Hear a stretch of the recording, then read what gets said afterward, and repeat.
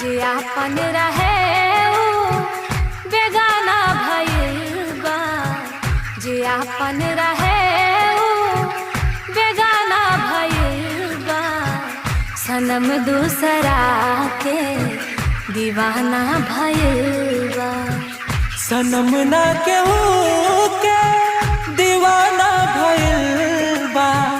मोहब्बत के दुश्मन जमाना भइल बा। मोहब्बत के दुश्मन जमाना भइल बा।